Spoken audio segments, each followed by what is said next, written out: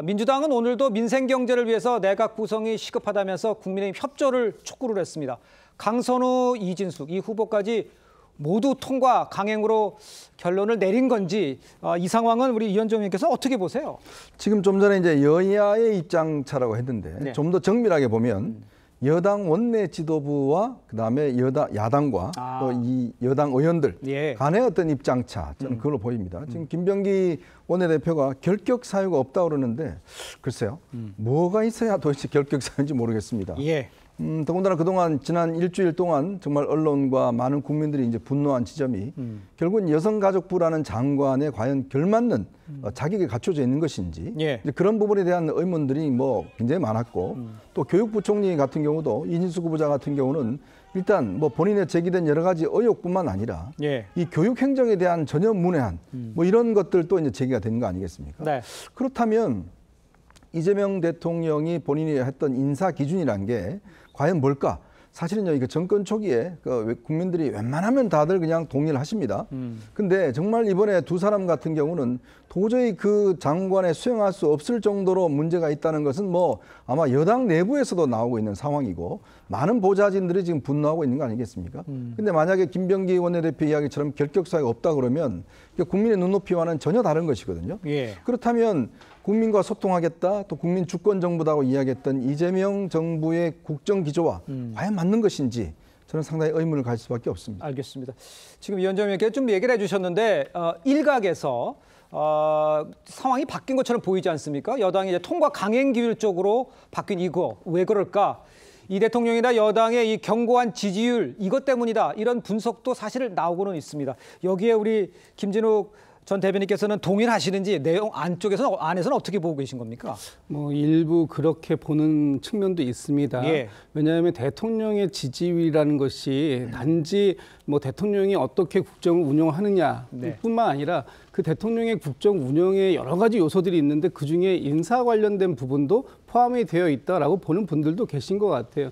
근데 이제 부정평가 이번에 나온 여론조사를 보면 부정평가에 관련돼서도 전체적으로는 부정평가가 좀 낮게 나오지만 그 안에서 또 내용을 조목조목 따져보면은 인사와 관련돼서는 전주 대비해서 한 2배가량 높아진 부분도 보이거든요. 그렇기 때문에 인사를 지금 전체적으로 잘했다. 그래서 이재명 대통령의 지지율이 상당히 견고하게 높게 나오고 있다. 이렇게 해석하는 분들도 그렇게 많지는 않은 것 같습니다. 따라서 지금 이재명 대통령께서 이제 뭐 내일 정도의 전체적인 인사청문회에 대한 보고를 받으시고 최종적인 결단을 내리시겠지만 그 이재명 대통령의 지지율이 상대적으로 견고하게 나온다고 해서 이것을 다 몰아붙여서 가겠다라고 아직까지는 단정적으로 말씀드릴 수 있는 상황은 아니다. 여러 가지 이 지지율이라는 것이 지금의 당장 그 영향을 나타내지 않더라도 앞으로에서 이런 것들이 쌓이고 누적되면서 나올 수 있는 영향까지도 충분히 고려해야 되는 거기 때문에 이것이 그 하나의 구멍을 만들어내지 않는 그런 방식으로 정리를 해야 할 필요가 있다라는 목소리도 여전히 당 내에서는 나오고 있는 상황입니다. 알겠습니다. 일단 결국 이 대통령의 결단이 중요하겠죠. 앞서 우상호 정무수석이 여론이 가라앉지 않는 이 후보자들도 있다면서 대통령실의 숙고 기류를 전하기도 했었습니다. 먼저 한번 들어보시죠. 한두 번 정도에서 여러 가지 이제 많은 관심들을 주목을 받았는데 어떻게 보면 사전에 제기됐던 의혹이 해명된 측면들도 있는데 또 그럼에도 불구하고 여론이 가라앉지 않는 또 후보자도 있고 그것이 뭐 현실인 것 같습니다. 좋은 여론도 있고 사퇴하라는 여론도 있고 있는 것을 그냥 여과 없이 그대로 다 보고를 드리고 있다. 그러면 당면 현안들을 어떻게 처리할 거냐에 대한 입장을 지침을 주시면 네 그거를 저희가 뭐 그 지침에 따라서 움직이는 것이죠. 최준영 변호사께는 이렇게 여쭤볼게요. 뭐 이현정 의원님도 지적을 해주셨습니다만 민주당 지도부의 생각도 조금 다른 것 같고 전체적인 분위기 다른 것 같은데 어떻게 평가하세요? 이분과 관련해 가지고는 이재명 대통령실의 공식적 입장과 비공식적 입장이 살짝 다른 느낌이 있었습니다. 무슨 말씀이냐? 비공식. 네네. 그 정규재 전 그 한국경제 주필이 이재명 대통령을 만난 다음에 이 부분에 대해서 질문했고 답을 언론에 공개했는 적이 있지 않습니까? 맞아요. 그때에 이재명 대통령께서 내가 이진숙 후보자를 추천한 건 아니다. 안타깝다. 이런 얘기를 했다라고 했는데 예. 그 반면에 지난 금요일 같은 경우에는 공식적인 것으로서 공보수석 라인으로 해가지고 이 부분에 대해서 일부 대통령실의 입장이 바뀐 것이라고 보도됐지만 그 부분은 사실과 달라서 바로잡는다. 예. 여전히 어떻게 보면은 임명하는 것에 대한 입장이 다를 바 없다. 이렇게 두 입장이 지금 나오고 있단 말이에요. 그런데 분명한 것은 처음에는 여론의 문매를 맞으면서 전체적으로 이제 이게 한두 명, 이른바 이강이라고 하죠. 이진숙 또 강선우 두 부분에 대해서는 약간의 어떤 어떻게 보면 사퇴시키거나 아니면 하는 기류가 있었습니다만 예. 좀 전에 얘기한 것처럼 갤럽 여론조사를 딱 봤더니만 오히려 올랐네? 이게 강행한다 하더라도 큰 문제가 없겠네 하는 그런 시그널을 가지고 이렇게 강행하려고 하는 것 같은데 예. 여론 전문가들이 하는 말씀은 뭡니까? 여론이란 것은 이렇게 누적 효과가 있어서 한꺼번에 떨어지는 것이 아니고 쌓이고 쌓이다가 툭 떨어지는 효과. 아마 내부적으로 그런 분도 굉장히 고민하실 건데 예. 최종적인 결정은 물론 이재명 대통령께서 하시고 그 책임도 이재명 대통령이 지시는 거겠죠. 알겠습니다. 그러니까 아까 말씀드린 이재명 대통령의 결단을 내리는 상황이 내일 있을 거다 이런 이야기들 좀 나오고 있는 상황입니다. 자, 그런데 이러한 상황에서 강요 임명에 대한 이 대통령의 과거 한 발언이 지금 재조명되고 있습니다. 화면을 좀 보시면요.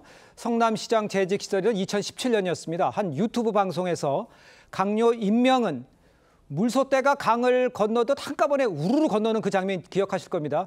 그렇게 해야지 한 마리씩 잡아먹히지 않는다. 악어떼에게 이런 말을 했었습니다. 그러니까 강선우, 이진숙 후보자 거취 문제 역시 이른바 물소떼 전략, 연장선상 아니냐 이렇게 생각을 할 수 있을 것 같은데 우리 최 교수님께서는 어떻게 보세요? 저는 이미 8년 전 때 얘기 그렇습니다. 대통령 될 때하고는 다를 거라고 좀 봐요. 예. 특히 인사청문회 취지라는 게 있어요. 네. 인사청문회에서 인사청문 보고서가 채택이 안 되더라도 임명할 수 있는 거 아니에요. 국회 인준이 필요 없으니까 장관은. 그럼에도 불구하고 청문회를 하는 이유가 뭘까요? 이건 대통령의 인사권이 고유 권한이긴 합니다만 대통령의 고유 권한이지만 대통령에게 인사권을 준 사람은 누굽니까? 국민이 줬잖아요. 예. 국민이 선출했으니까 이른바 그게 국민 주권주의예요. 국민에 의해서 선출된 대통령이 인사권을 행사하는 것이기 때문에 다른 것과 달리 장관의 자리가 워낙 중차대하기 때문에 예. 국민과 함께 인사를 하자라는 전 그런 취지로 알고 있어요. 그래서 인사청문회 한다고 저는 알고 있는 겁니다. 왜냐하면 인사청문회 없이도 강행할 수 있는 건데 예. 통과가 되고 뭐 임명하는 게 강행한 예가 많았잖아요. 그리고 그럼에도 불구하고 인사청문회 대상이 확대돼 왔고 제도가 유지되고 있는 건 바로 국민과 함께 같이 인사를 하자 이런 뜻으로 보고 있는 건데 예. 그래서 국민 모든 사람이 다 뭐 생각이 같을 수는 없다 하더라도 특히 이제 여러 사람들 여러 장관들 흠결이 다 나오는데 흠결이 있다고 다 낙마시키는 건 아니에요. 역대 어느 정도는 그래 왔고 결국 이제 인사청문회에 정치공학이라는 게 있는 건데 지금 강선우 후보자와 이진숙 후보자의 경우는 저는 상당히 부정적 여론이 높은 걸로 알고 있어요. 네.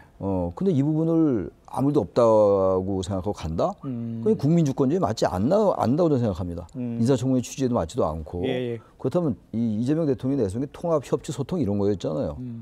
근데 지금 국민 주권주의 그리고 시장적 실용점을 내세우고 있고 굳이 이런 분들을 그렇게 안고 갈 필요가 있을까? 물론 이제 국정을 담당하는 사람 입장에서 볼 때 그 국정 운영 주도 세력으로 볼 때는 이 낙마가 되면 국정 운영의 동력이 떨어지는 거 아닌가 이런 걱정할 수가 있어요. 예. 근데 반대로 이런 분을 안고 간다면 오히려 국정 동력이 당장은 뭐 탄탄해 갈 수 있다고 하더라도 빨리 이제 내각도 구성해야 되는 당위성이 있음에도 불구하고 네.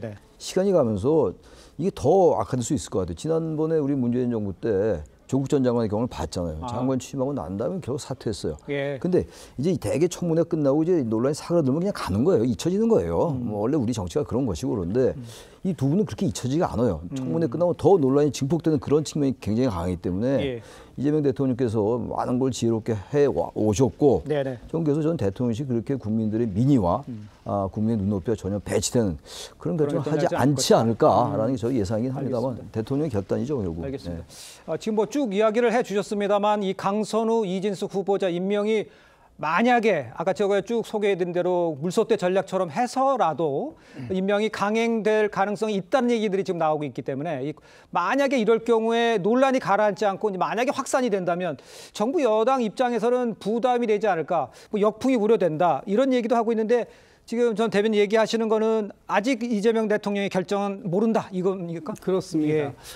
지금 좀 전에 우상호 정무수석이 그 얘기한 부분도 있습니다만 지금 여론 중에서는 이 두 분에 대해서도 임명을 해도 된다라고 하는 부분도 있지만 반대로 임명하면 오히려 이 국정의 동력에서 상당히 부담을 느끼는 상황이 올 수도 있다라는 지금 그런 경고음도 같이 보고가 되고 있다 이렇게 말씀을 주고 계시는 거기 때문에 계속해서 여론의 추이를 지켜보고 있다. 특히 오늘까지 여론 상황으로 보면 강선우 후보자나 이진숙 후보자에 대한 어떤 여론의 진정 기미가 눈에 띄게 있다라고 보이기는 상당히 어렵다. 그렇다면 내일 대통령께 그 정무수석실에서 이번에 인사 TF를 만들었지 않습니까? 인사청문 TF에서 이제 가감 없이 보고를 하게 될 텐데 그때 대통령의 선택은 과연 어느 쪽으로 가게 될 것인가. 계속해서 우리 패널 분들께서도 말씀을 주시고 계시지만 지금 여론이라는 건 지금 당장은 넘어갈 수도 있을 수 있다. 그러나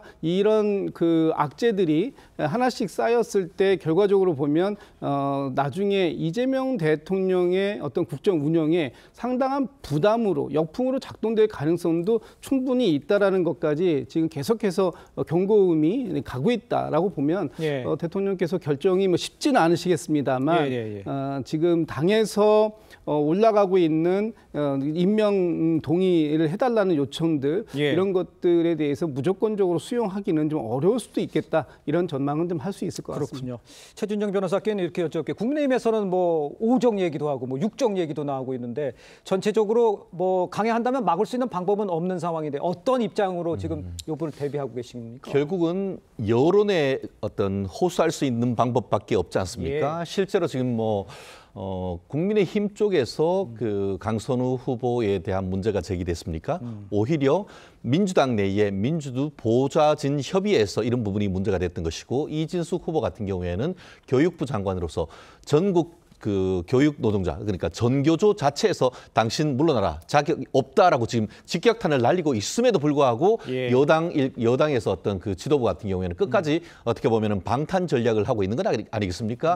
그렇기 때문에 일부 지금 그 언론 같은 경우에는 아무따 임명 강행 아무것도 묻지도 따지지도 마라. 우리는 그냥 간다. 이런 전략으로 지금 가고 있는데 그 상황 속에서 야당이 할 수 있는 것은 결국 최선을 다해가지고 여론에 호소하는 방법밖에 없습니다. 다만 그럼에도 불구하고 지금 여론에 그렇게 강하게 나름 호소를 했는데 지금 백약이 무효한 것. 결국 우리가 그 질문을 하는 국민의힘 자체의 내부적인 문제가 있다 보니까 국민을 향해서 어떤 얘기를 해도 국민들이 크게 반응하지 않은 이런 모습이 국민의힘의 상당한 딜레마인 것이고 또 한 가지 해서 과연 그러면은 이 그 버려놓은 이 좋은 밥상 속에서 제대로 국민의힘이 열심히 싸웠느냐 이런 부분에 있어서도 당 내부적으로 좀 한 번 더 반성을 해야 된다고 봅니다. 알겠습니다. 이현정 의원께 이렇게 여쭤볼게요. 아까 말씀하시기를 지금 나와 있는 다 의혹들 이거 뭐 좀 보여지고 있는 것들이 있는데 그건 그럼 아무것도 아니냐 이런 얘기도 하셨는데 그렇다면 이재명 대통령의 입장에서는 지금 뭐 원내대표가 하는 얘기도 있고 이런 것을 어떻게 받아들일까요? 아니면 그냥 밀고 나갈까요? 어떻게 할까요? 예전에 사례를 보면 이 정도 이제 언론에서 문제 제기를 하면 후보자들 스스로가 거취를 결정하잖아요. 왜냐하면 대통령이 임명체를 하기는 어렵습니다. 그리고 그것이 임명체를 하게 되면 내가 잘못 선택했다는 걸 인정하는 거기 때문에 이건 굉장히 국정에 부담이 돼요. 그동안 그래서 이 사퇴한 걸 보면 다 자진 사퇴였습니다. 그러니까 그게 사실은 이 정부의 성공을 위해서 또 대통령에도 부담을 안 주는 거였거든요.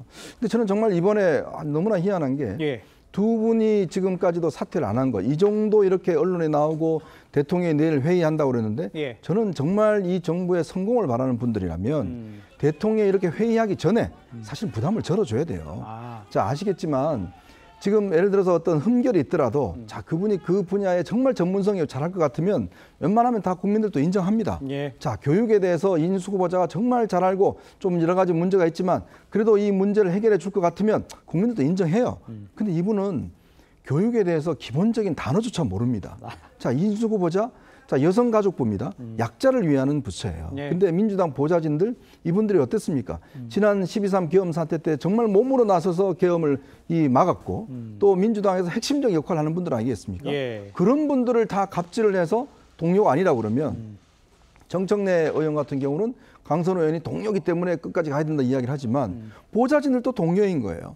근데 예를 들어서 여성가족부에 그런 다른 정반대 이미지의 장관이 들어오면 국정을 하더라도 이게 과연 국민들이 설득이 될까요? 저는 그래서 지금이라도 정말 강선우, 이진숙 후보자가 이재명 정부의 성공을 바란다면 대통령의 부담을 줘서는 안 됩니다. 스스로 결단하게 해야 한다. 알겠습니다.